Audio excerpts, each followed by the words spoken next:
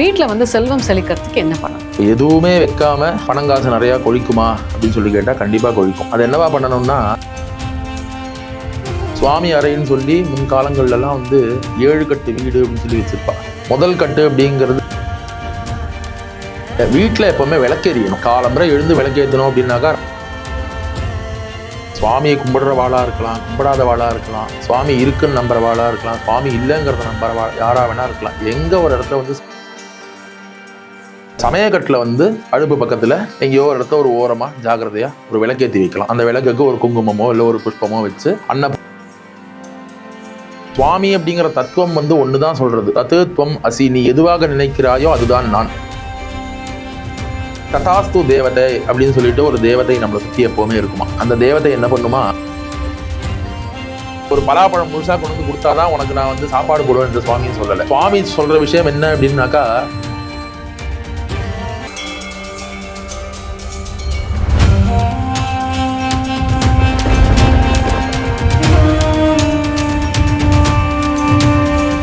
You Tamil பக்தி நேயர்களுக்கு வணக்கம். நம்ம கூட பாலச்சந்திரன் சாஸ்திரிகள் இருக்காரு. மக்களுக்கு பிடிச்ச மாதிரி நிறைய விஷயங்கள் வந்து நம்ம பதிவாக கொடுத்துட்டு இருக்கோம். ஸோ அந்த வகையில் நேர்கள் நிறைய பேர் கேட்டிருந்தீங்க, வீட்டில் வந்து செல்வம் செழிக்கிறதுக்கு என்னென்ன விஷயங்கள் பண்ணணும் அப்படின்னு சொல்லி. ஸோ அதை பற்றி தான் இன்னைக்கு நம்ம சாஸ்திரிகள்கிட்ட பேச போகிறோம். வணக்கம். வணக்கம். நல்லா இருக்கீங்களா? சிறப்பாக இருக்கேன். ஆக்சுவலாக வீட்டில் வந்து செல்வம் சேரணும் அப்படின்னா இன்னைக்கு மீடியாவில் வந்து பயங்கரமாக ரீல்ஸ் தான். வீட்டில் மீன் வளங்க, இந்த திசையில் வந்து இதை வைங்க அதை வைங்கன்னு சொல்லி ஓரளவு குழப்பி விட்டுடுறாங்க. பொதுவாக உங்களோட அனுபவத்தில் நீங்கள் நிறைய விஷயங்கள் பார்த்துருப்பீங்க இல்லையா? வீட்டில் வந்து செல்வம் செழிக்கிறதுக்கு என்ன பண்ணணும்? எல்லாருக்கும் வணக்கங்கள். மேடம் சொன்ன மாதிரி நிறையா இந்த செடி வளருங்க, அந்த செடி வளருங்க, வாஸ்து குபேரன் பொம்மை வைங்க, நிறைய விஷயம்லாம் சொல்லிட்டு இருக்காங்க. இப்போ எதுவுமே வைக்காம பணம் காசு நிறையா கொழிக்குமா அப்படின்னு சொல்லி கேட்டால் கண்டிப்பாக கொழிக்கும். அது என்னவா பண்ணணும்னா, நம்ம வாழக்கூடிய வீடை வந்து ரொம்ப ரொம்ப சுத்தமாக வச்சுக்கணுமா. சுத்தம் அப்படின்னாக்கா மகாலட்சுமிக்கு வந்து ரொம்ப ரொம்ப பிடிச்ச ஒரு விஷயமா. எங்கெங்கெல்லாம் பர்ஃபெக்ஷன் இருக்கோ, எங்கெல்லாம் சுத்தம் இருக்கோ, அங்கெல்லாம் வந்து மகாலட்சுமி வந்து கொட்டி கொடுப்பாளாம். உதாரணத்துக்கு இப்போ ஜெயின் டெம்பிள்ஸ்லாம் எடுத்துக்கோங்களேன். ஜெயின் கோவில்கள் இல்லை அது சம்மந்தப்பட்டவாளோட வீடுகள்லாம் போய் பாருங்களேன். ரொம்ப அழகாக இருக்கும் வீடு. வீடு வந்து பளிச்சுன்னு இருக்கும். சுவாமி கிட்டக்கு தீபம் எரியும். எப்போ பார்த்தாலும் தீபம் ஏற்றணும், எப்போவுமே எரிஞ்சுன்னு இருக்கணும். கோவிலில் மாத்திரம்தான் வந்து அகண்ட தீபம்னு சொல்லி எப்போ பார்த்தாலும் ஏற்றி வைப்பா இல்லையா? நம்ம எல்லாரும் கொண்டு போய் எண்ணெய்ங்கிற பேரில் எதையோ ஊற்றுவோம், நெய்ங்கிற பேரில் எதையோ ஊற்றுவோம். அதுவும் போனால் போயிட்டு போகிறது எரிஞ்சுன்னு இருக்கும் இல்லையா? ஸோ வீட்டில் வந்து சுவாமி அறை அப்படின்னு சொல்லி ஒன்று தனியாக வச்சு கட்டணும் அப்படின்னு சொல்லி சொல்லுவா. அதுக்கான எனக்கு ஒரே ஒரு முரண்பாடு, டவுட்டுன்னு கூட வச்சுக்கலாம். இப்போது ஃப்ளாட் சிஸ்டம் நிறைய போயிட்டு இருக்கு. சில பேருக்கு பாவம் அவங்களோட பட்ஜெட்டுக்கு ஏற்ற மாதிரி சின்ன வீட்டில் தான் இருக்காங்க. அந்த மாதிரி இடத்துல அவங்க எங்கே சார் போயிட்டு சாமி அறைன்னு வைக்க முடியும்? அதுதான் சொல்ல வரேன். அதை பற்றி தான். சுவாமி அறைன்னு சொல்லி முன்காலங்கள்லாம் வந்து 7 கட்டு வீடு அப்படின்னு சொல்லி வச்சுருப்பா. முதல் கட்டு அப்படிங்கிறது வெளியாட்கள்லாம் யாரான வந்தாங்கன்னா இலைப்பாடுறதுக்கு திண்ணை அப்படின்னு சொல்லி சொல்லுவாள். 2ஆம் கட்டு அப்படிங்கிறது நமக்கு ஏதோ ஒரு அசந்தர்ப்பம், நம்மளுடைய குடும்பத்தில் இருக்கக்கூடிய யாராவது ஒருத்தர் உயிர் நீத்தாங்க அப்படின்னாக்கா அவங்களுக்காக வேண்டி விரதம் இருக்கிறது இல்லை இப்போ எல்லாம் கான்ட்ரவர்சியாக போயின்னு இருக்கிற தீட்டு காக்கிறது, இந்த மாதிரியான விஷயங்களுக்கெல்லாம் 2ஆவது கட்டு அப்படின்னு சொல்லக்கூடிய அறையை வந்து பயன்படுத்துவாங்க. 3ஆவது கட்டு அப்படிங்கிறது வந்து முற்றம் அப்படின்னு சொல்லக்கூடிய வீட்டுக்கு நடுவில் ஒரு பெரிய முத்தம்னு சொல்லுவாங்க. அந்த இடம் இருக்கும். அங்கே சூரிய ஒளி உள்ளே வரும். 4ஆவது கட்டு அப்படிங்கிறது படுத்துக்கிறதுக்கான ரூம், தூங்குறதுக்கான ரூம். 5ஆம் கட்டு அப்படிங்கிறது சமையல் பண்ணுறதுக்கான இடம். 6ஆம் கட்டு அப்படிங்கிறது குழந்தைகளுக்கு வயசானவாலாம் தங்கிறதுக்கு உண்டான இடம் அப்படிங்கிறதாக. 7ஆம் கட்டு அப்படிங்கிறது கர்மக்கட்டு அப்படின்னு சொல்லி பேர். யாரான மரணம் அடைஞ்சிட்டாங்க அப்படின்னாக்கா அவங்கள உத்தேசித்து அவங்களுக்கான பூஜை புனஸ்காரங்கள்லாம் பண்ணக்கூடிய இடம் அப்படிங்கிறது 7 கட்டு. இப்போ நமக்கு 2 கட்டு தான், 2 BHK, அவ்வளோதான் நம்மளுடைய இன்னைக்கு லைஃப் ஸ்டைல். அப்போ நான் இங்கே வந்து பூஜை ரூம் அப்படின்னு சொல்லி தனியாக ஒரு ரூமை வந்து அமைக்கிறதுங்கிறது சாத்தியமே இல்லாத விஷயம். 2வது, இந்த 7 கட்டு வீடும் எங்கே போய் கடைசியில் முடியும் அப்படின்னாக்கா கடைசியில் ஒரு வாசல் இருக்கும். வாசலுக்கு பின்னாடி ஒரு ஓடை ஒன்று ஓடும். நம்மளுடைய கிராமத்து வீடுகள் எல்லாமே வந்து அந்த நாளில் வந்து இது இப்போ இருக்கிற மாதிரி இவ்வளோ வாஸ்து இன்ஃப்ளூயன்ஸோ வாஸ்து கம்ப்ளைண்ட் 100% வந்து சரியாக இருக்குது அல்லது வந்து வாஸ்து பிரகாரம் கட்டியிருக்கோம், இந்த மாதிரி எதுவுமே வந்து அந்த காலத்தில் இல்லை. ஏன் அப்படின்னாக்கா நல்ல சூரிய ஒளி, நல்ல தண்ணியெல்லாம் ஊற்றினோம் அப்படின்னாக்கா நேராக அதுவே போய் பின்னாடி கொள்ளையில் விழுந்துடும். அந்த மாதிரி தான் வீடு வடிவமைப்பே இருக்கும். உள்ளே போனோன்னா குளிர்ச்சியாக இருக்கும்.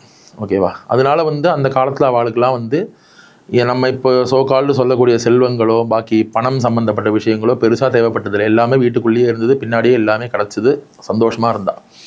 இன்றைக்கி நமக்கு எல்லாமே வந்து இந்த 2 பெட்ரூம் 1 பெட்ரூமு, அப்புறமா வந்து பெட்ரூமே இல்லாத வீடு, கிச்சனே இல்லாத வீடு இப்படின்னு சொல்லி நம்ம இருக்கோம். அப்போ நம்ம வந்து ஏதோ ஒரு ஷெல்ஃப்லேயோ இல்லை ஏதோ ஒரு ரேக்லேயோ இல்லை என்கிட்ட சுவாமி படமே வச்சுக்கிறதுக்கான வாய்ப்பு இல்லை அப்படின்னாக்கா மனசில் வச்சுக்கலாம் சுவாமி படத்தை. சுவாமி படத்தை வச்சாதான் அந்த இடத்துல வந்து பக்தி வரணும் அப்படிங்கிற அவசியம் எந்த இதுவுமே கிடையாது. பக்திங்கிறது மனசில் இருந்தால் சுவாமி எல்லா இடத்துலையும் சுவாமி தான். மைக்கும் சுவாமி தான், கேமராவும் சுவாமி தான், எல்லாமே சுவாமி தான் இல்லையா? இப்போ நம்ம ஆயுத பூஜைக்கு பூஜை போடுறோம் இல்லையா, எல்லாமே சுவாமி தான். அப்போது வீட்டில் எப்போவுமே விளக்கு எரியணும். காலம்பரை எழுந்து விளக்கு ஏற்றணும் அப்படின்னாக்கா ராத்திரி படுத்துக்கிற வரைக்கும் அந்த விளக்கு எரியணும் அப்படின்னு சொல்லி மனசில் வச்சுக்கணும். அதுவுமே முடியல அப்படின்னா கூட காலம்பரை ஒரு தடவை 1 மணி நேரம் விளக்கு ஏற்றலாம், ஏற்றி வைக்கலாம்.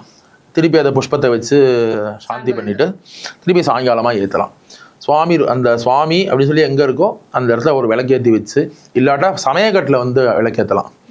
அன்னதாத்தா சுக்கி பவ அப்படின்னு சொல்லி சொல்லுவா. அன்னத்தை சாப்பாடை வந்து யார் போடுறாளோ அவள் சுகமாக இருக்கணும்னு சொல்லி சாப்பிட்றவா வாழ்த்துவாளாம். அதனால தான் வயிறு வாழ்த்தும் அப்படின்னு சொல்லி சொல்லுவா. மனசு வாழ்த்தாட்டா கூட வயிறு வாழ்த்தும். வயிறு ரொம்ப ஒரு ஏப்பம் விட்டோம்னாக்கா அவள் சந்தோஷமாக இருப்பா. அன்னதாத்தா, தாத்தா அப்படின்னாக்கா தானம் கொடுப்பவர், சுகி பவ அப்படின்னு சொல்லி சொல்கிறது. அப்போ அந்த அன்னத்தை எங்கே உண்டாக்குறோமோ அந்த இடத்துல வந்து நம்ம சுவாமியை கும்பிடுறவாளாக இருக்கலாம், கும்பிடாதவாளாக இருக்கலாம், சுவாமி இருக்குன்னு நம்புறவாளாக இருக்கலாம், சுவாமி இல்லைங்கிறத நம்புறவா யாராக வேணா இருக்கலாம். எங்கே ஒரு இடத்துல வந்து சாப்பாடு அப்படிங்கிறது உற்பத்தி ஆகிறதோ இல்லாட்டா எங்கே சமைக்கப்படுறதோ அந்த இடத்துல அன்னபூர்ணின்னு சொல்லக்கூடிய தேவதை இருக்குது அப்படிங்கிறதாக இந்து தர்மம் சொல்கிறது. சாப்பாடும் ஒரு கடவுள் அப்படிங்கிறதாக இருக்குது. அப்போ அந்த சமயக்கட்டில் வந்து அடுப்பு பக்கத்தில் எங்கேயோ ஒரு இடத்துல ஒரு ஓரமாக ஜாக்கிரதையாக ஒரு விளக்கேற்றி வைக்கலாம். அந்த விளக்குக்கு ஒரு குங்குமமோ இல்லை ஒரு புஷ்பமோ வச்சு அன்னபூர்ணி என்னை வந்து காப்பாற்று, என் குடும்பத்தை காப்பாற்றுன்னு பிரார்த்தனை பண்ணலாம். இது பண்ணுறது மூலமாகவே நிறையா பேருக்கு வந்து செல்வங்கள் வந்து அபிவிருத்தியாக இருக்கிறத நான் நிறையா பார்த்துருக்கேன். கிச்சனில் விளக்கேற்றணுன்றீங்களா? அதுக்கு ஏதாவது திசை இருக்கா? ஒன்றுமே கிடையாது மேடம். நெருப்புக்கு எது மேடம் திசை? நெருப்பு அப்படிங்கிறது வந்து அது எல்லா திசையும் பார்த்துன்னு இருக்கு இல்லையா? கிச்சனில் சாமி ஃபோட்டோ வச்சு வைக்கணுமா? எதுவுமே தேவையில்லை. சூப்பர். எந்த சுவாமி படமோ எதுவுமே தேவையில்லை. சுவாமி படம் அப்படிங்கிறதுமே நான் சொன்ன ஒரு விஷயம் தான் மேடம். இன்னைக்கு 100 வருஷமாக தான் இந்த படங்கள் வச்சுக்கிறது அப்படிங்கிறது தான் சம்பிரதாயத்தில் இருக்குது. அந்த நாளில் வந்து பிள்ளையார்னு இப்படி இருந்தாருன்னு சொல்லி ஒரு தரம் கோவிலில் போய் பார்த்துட்டு வந்தா அப்படின்னாக்கா அதை மனசில் வச்சுப்பா, அவ்வளோதான். எல்லாமே மனசுக்குள்ளே இருந்த விஷயங்கள் எல்லாம் பூரா வெளியில் வந்ததுனால தான் வந்து இன்றைக்கி நிறையா விஷயங்களில் எல்லாத்துக்கும் தனி சப்ஜெக்டாக நம்ம குழம்பின்னு உட்காந்துன்னு இருக்கோம். வீட்டை சுத்தமாக வச்சுக்கிறது, வீட்டை வந்து ஒரு வெள்ளிக்கிழமை செவ்வாய்க்கிழமை ஆச்சு அப்படின்னாக்கா அலம்பி தள்ளுறது, நம்ம வந்து அட்லீஸ்ட் வாரத்துக்கு ஒரு தினமான தலை குளிக்கிறது இப்படிங்கிறதெல்லாம் வந்து நம்ம காலங்காலமாக பண்ணிட்டு இருக்கக்கூடிய விஷயந்தான். அதெல்லாம் நம்ம கரெக்டாக ஃபாலோ பண்ணி சுவாமிக்கு தீபம் ஏற்றி அட்லீஸ்ட் வாரத்துக்கு ஒரு தினமான கோவிலுக்கு போயிட்டு வரணும். கோவிலுக்கு போயிட்டு வரணும். இல்லை எனக்கு கோவிலுக்கு போகிறதுக்கான வாய்ப்புகள் இல்லை அப்படின்னாக்கா எங்கே இருக்கோமோ அங்கேயிருந்து எந்த கோவில் தெரியறதோ அந்த கோபுரத்தை தரிசனம் பண்ணிக்கணும். இதெல்லாம் பண்ணிட்டு வந்தோம் அப்படின்னாலே நமக்கு வந்து செல்வ செழிப்புகள்லாம் வந்து கொஞ்சம் கொஞ்சமாக அபிவிருத்தி ஆகிறது நமக்கு கண்ணுக்கு நேராக தெரியும். ஏன் அப்படின்னாக்கா எல்லா விஷயத்துக்குமே வந்து ஒரு அர்த்தம்னு சொல்லி ஒன்று இருக்குது, பொருள் அப்படின்னு சொல்லி ஒன்று இருக்குது இல்லையா? எல்லா விஷயத்துக்கும் அர்த்தம் அப்படிங்கிறது வந்து பூமியில் இருக்கக்கூடிய அனைத்து விஷயங்களுமே இறைவனால் சிருஷ்டிக்கப்பட்டவை அப்படின்னு சொல்லி வேதங்கள் சொல்கிறது, புராணங்கள் சொல்கிறது, நம்ம முன்னோர்களும் நமக்கு அதை தான் சொல்லி கொடுத்துட்டு போயிருக்காங்க.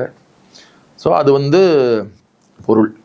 விளக்கம் அப்படிங்கிறது வந்து எல்லாத்துலேயும் இறைவன் இருக்கும்போது நம்ம காசுக்கான இறைவன் இவர், படிப்புக்கான இறைவன் இவர், வாழ்க்கைக்கான இறைவன் இவர், குழந்தைக்கான இறைவன் இவர் அப்படின்னு சொல்லி பிரிக்க வேண்டிய அவசியமே கிடையாது. இது சுவாமி அப்படிங்கிற தத்துவம் வந்து ஒன்று தான் சொல்கிறது. தத்துவம் அசி, நீ எதுவாக நினைக்கிறாயோ அதுதான் நான். ஐயப்பன் கோவிலில் சபரிமலையில் அந்த வேர்டிங்ஸ் போட்டிருப்பா, தத்துவமசி அப்படின்னு சொல்லி போட்டிருப்பா. நீ எதுவாக என்னை பாவிக்கிறாயோ அதுவாக நான் வந்து உனக்கு அருள்கிறேன் இப்படிங்கிறது தான் அந்த தத்துவம். அந்த மலையை சுவாமியாக கும்பிடுறோம், நதியை சுவாமியாக கும்பிடுறோம், எதிரில் பார்க்கக்கூடிய மனிதனை சுவாமியாக கும்பிடுறோம். இந்த தாத்பரியத்தினால தான் மலைக்கு போகக்கூடியவாள்லாம் சுவாமி அப்படின்னு சொல்லி கூப்பிட்றா, சாமி அப்படின்னு சொல்லி கூப்பிட்றா. மேல்மருவத்தூர் போகக்கூடிய அடியவர்கள்லாம் வந்து எல்லாரையும் அம்மான்னு கூப்பிட்றா இல்லையா? அப்போது தத்துவம் அசி அப்படிங்கிற அந்த ஒரு தத்துவம் தான் எல்லாமே இறைவன் தான். இறைவனால் படைக்கப்பட்டதை இறைவனாக பாவிக்கும் எண்ணம் இருந்தது அப்படின்னாலே நமக்கு இந்த செல்வ செழிப்பு, அதே மாதிரி வந்து நம்ம சில விஷயங்களை உதாசீனம் படுத்துறதுனால தான் வந்து அது மூலமாக வர வேண்டிய சில விஷயங்களை வந்து பிரபஞ்சம் நமக்கு தடுக்கிறது. என்ன மாதிரியான விஷயங்கள்? உதாசீனம் மீன்ஸ் சுவாமி ரூம்ங்கிறது அதுதான். நான் அந்த இடத்த தொடச்சி பெருக்கி கோலம் போட்டா போறோம். இது பெட்ரூம், நான் தானே இருக்க போறேன், ஏன் கச்சாமச்சான்னு போட்டு வச்சா என்ன இப்போ அப்படின்னு நினைக்கப்படாதான். எல்லாமே அழகா வச்சுக்கணும். அழகா எங்கெல்லாம் வந்து அழகா இருக்கோ, பாக்குறதுக்கு லட்சணமா இருக்கோ, 3வது மனிதர் ஒருத்தர் வீட்டுக்குள்ள வராருனாக்கா நம்ம வீட்டை விட்டு வெளியில போகணும்னு நினைக்க கூடாது. அந்த அளவுக்கு நம்ம வீட்டை அழகா வச்சுக்கணுமா. அப்படி வச்சுட்டோம் அப்படின்னாலே செல்வம் வந்து செழிப்பு ஜாஸ்தி ஆகும் அப்படிங்கிறதாக வேதங்கள் சொல்றது.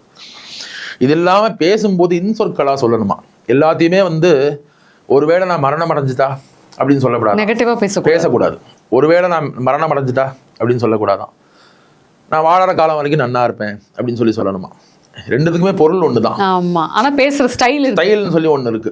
ஸோ நம்ம பேசும்போது எல்லாமே இன்சொற்களா சொல்லணும். என்கிட்ட இல்லை, எனக்கு வந்து பணமே இல்லை, நான் கடன்காரனா இருக்கேன், நான் ரொம்ப கஷ்டப்படுறேன், இதெல்லாம் சொல்லவே கூடாதான்.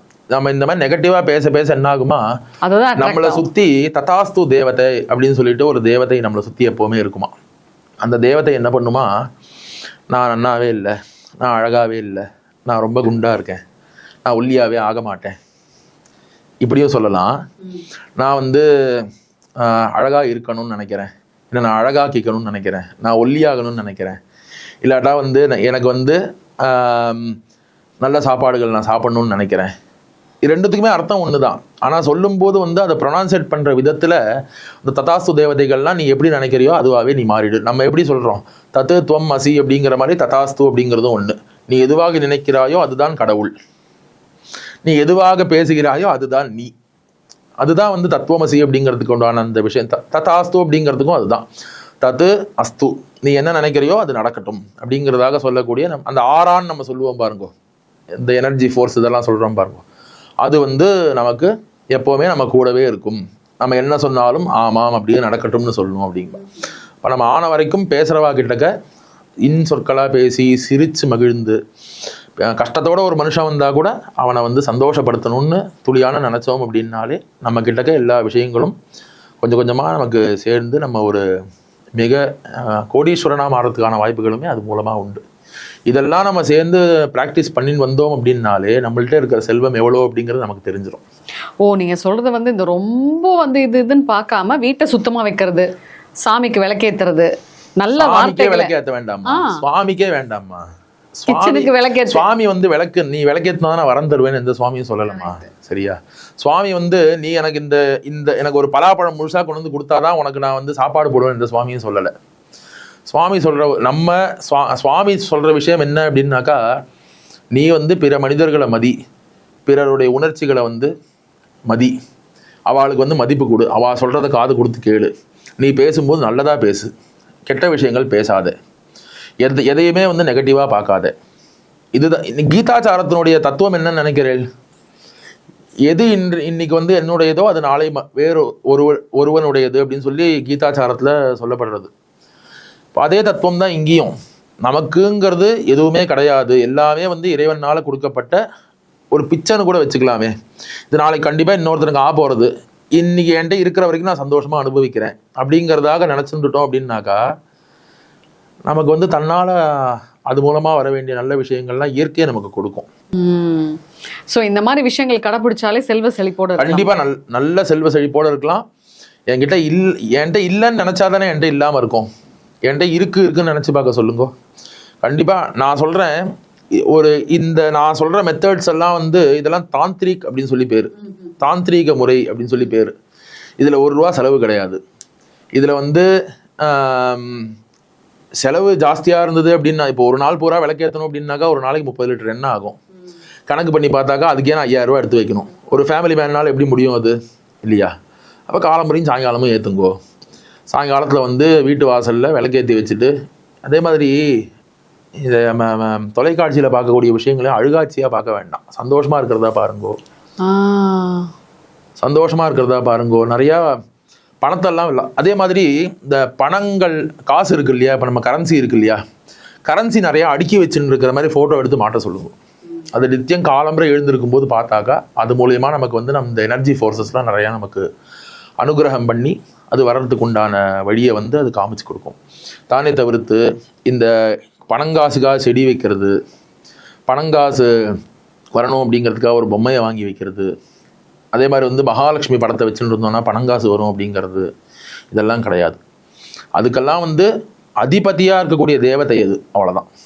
இந்த பணங்காசு இது சம்மந்தப்பட்ட செல்வ செழிப்புகளுக்கெல்லாம் அதிபதியாக இருக்கக்கூடியது மகாலட்சுமியை தவிர்த்து, மகாலட்சுமி எப்போ பார்த்தாலும் நம்ம கும்பிட்டுட்டே இருந்துட்டு பின்னாடி வந்து இருக்கக்கூடிய மக்களெல்லாம் வந்து வசச்சொல் பாடிண்டு பிற மனிதர்களுக்கு வந்து இப்போது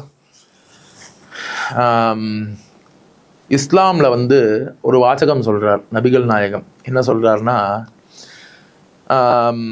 தொழிலாளியின் வேர்வை பூமியில் சிந்தும் முன் அவனுக்கு கொடுக்க வேண்டிய கூலியை கொடுத்துடணும் அப்படின்ட்டு. நான் சுவாமியை நன்னா கும்பிட்டுட்டு என்ன என்கிட்ட வேலை செய்கிறவனுக்குலாம் நான் பணத்தை பார்த்து பார்த்து பிரித்து ஒரு கமிஷன் எடுத்துட்டு அவனுக்கு கொடுத்தேன் அப்படின்னாக்கா நம்மளை சுற்றி நல்லா ஆறாக இருக்கும்னு நீங்கள் நினைக்கிறீங்களா? சத்தியமாக இருக்காது. நம்ம எவ்வளோ கோடீஸ்வரனாக இருந்தாலும் நம்ம டிரைவர் கூட நமக்கு வந்து சாப்பாடு வாங்கி தரணும், நீங்கள் இருங்க சார் நான் சாப்பிட்டு வரேன் தான் சொல்லுவார், தவிர நீங்கள் சாப்பிட்டீங்களான்னு கேட்க மாட்டார். ஸோ இந்த ஆறா வந்து நம்மளை வந்து அதெல்லாம் கொடுக்க விடாமல் பண்ணிடும் அப்படிங்கிறதாக இருக்குது. நமக்கு மேலே இருக்கக்கூடிய ஃபோர்ஸ் அப்படிங்கிறது உண்மைங்கிறது நீங்கள் நம்புறீங்க இல்லையா? சரியா? இங்கே நீங்கள் எடுக்கக்கூடிய வீடியோ வந்து எல்லாரோட ஃபோன்லேயும் போய் நீங்கள் கொடுத்துட்டு வரல, நீங்கள் வலையொலியில் வந்து பதிவேற்றம் பண்ணுறீங்க, அதை எல்லாரும் போய் பார்க்குறா. அது எங்கேயான ஸ்டோரேஜ் ஆகிருக்கா, இல்லை அது வந்து ஒரு ஏதோ ஒரு ரூபம் அதுக்கு இருக்கா? கிடையாது. அப்போ நம்மளை உலகம் பூரா பார்க்குறா இல்லையா? அது எங்கேருந்தோ போகிறது, ஆனால் எங்கேருந்து போகிறதுன்னு யாருக்குமே கண்டுபிடிச்சவனுக்கே தெரியாது. அது எந்த சிப்புக்குள்ளே இருக்குது என்ன ஏதுன்னு யாருக்குமே தெரியாது. அந்த மாதிரி தான் இந்த ஆறா அப்படிங்கிறதும் நம்மளை சுற்றி எங்கே இருக்குது அப்படிங்கிறது நம்ம கண்ணுக்கு தெரியாது. ஆனால் இதை உணர்றதுக்கும் ஒரு வழி இருக்குதுன்னு சொல்கிறான். அதுதான் இந்த பிரம்ம முகூர்த்த தியானங்கள், யோகாசன பயிற்சிகள். இது மூலமாக அந்த பிரம்மத்தை நம்ம உணர்ந்தோம் அப்படின்னாக்க, பிரம்மங்கிறது என்னன்னு நினைக்கிறேன், இதுதான் நம்மளை சுற்றி இருக்கிற பாசிட்டிவ் ஃபோர்ஸ் தான் பிரம்மம். அதை நம்ம உணர்ந்துட்டோம் அப்படின்னாக்கா நம்ம ஞானி ஆகிடுவோம். நம்ம ஞானி ஆகிட்டோன்னு வைங்கோ, நமக்கு இதெல்லாம் இந்த பணங்காசுலாம் தேவையே இருக்காது. அதனால தான் வந்து நம்மளை சம்சாரியாகவே நம்மளை சுவாமியை நம்மளை வச்சுட்டு இருக்காருன்னு வச்சுக்கோங்களேன் அப்படிங்கிறதாக. ரொம்ப சூப்பராக சொன்னீங்க சார். நிறைய விஷயங்கள் கண்டிப்பாக இந்த பதிவு மக்களுக்கு ரொம்ப பயனுள்ளதாக இருக்கும்னு நினைக்கிறேன். நன்றி நன்றி நன்றி.